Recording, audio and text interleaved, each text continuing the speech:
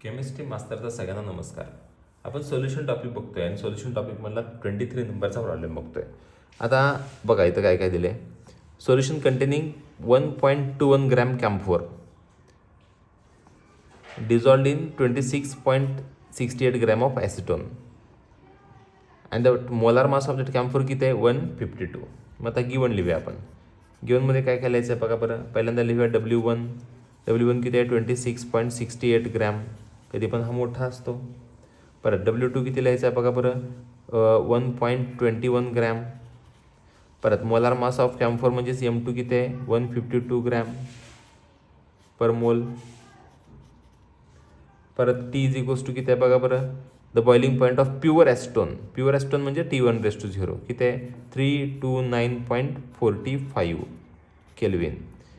आणि काय दिलं आहे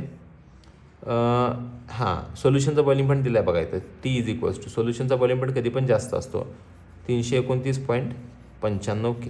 इथे लागलंच आपण डेल्टा TB काढून घेतला तर बरं पडेल. डेल्टा TB किती येतो आपला तर 0.50 बघा ह्या दोन्हीतला फरक किती येतो आहे 0.50 K. टू फाइंड काय फाइंड आउट करायचं आपल्याला तर आपल्याला फाइंड आउट करायचं आहे KB is equals to question mark. Formula काय आहे बघा बरं.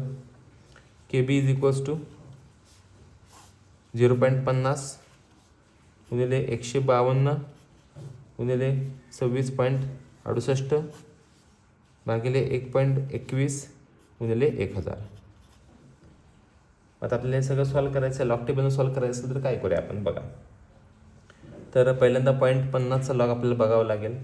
0.50चा लॉग किती येतो बघा बरं 12.6990 प्लस 152चा कॅरेस्टिक येतो 2 परत 15चा 2मध्ये जो लॉग येतो तो 18 प्लस 26.68चा लॉग जो येतो तो किती येतो तर 1.4262.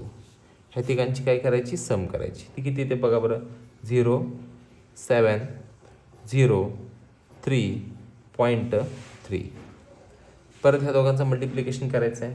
डायरेक्ट मल्टिप्लिकेशनमध्ये हा पण 3 घरं पुढे सरकवलं तरी चालतो, पण आपण प्रॅक्टिससाठी करून घेऊया. चला किती 0.0828 हे त्याचं काय आहे तर 12चा 1मध्ये लॉग आहे प्लस 1000चा कॅरेस्टिक 3 येतो 0000 सम करायची 8280.3.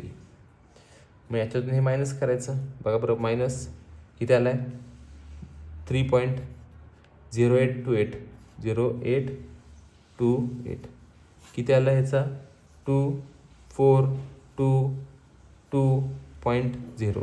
आणि याचा काय बघायचा असतो अँटीलॉग बघायचा. 22चा 4-2मध्ये अँटीलॉग बघायचा. मग KB इज इक्वल्स टू लिहायचा आपण 22चा 4 अँटीलॉग येतो 1676. 0 पॉईंट म्हणजे 1.6 केल्विन kg पर मोल.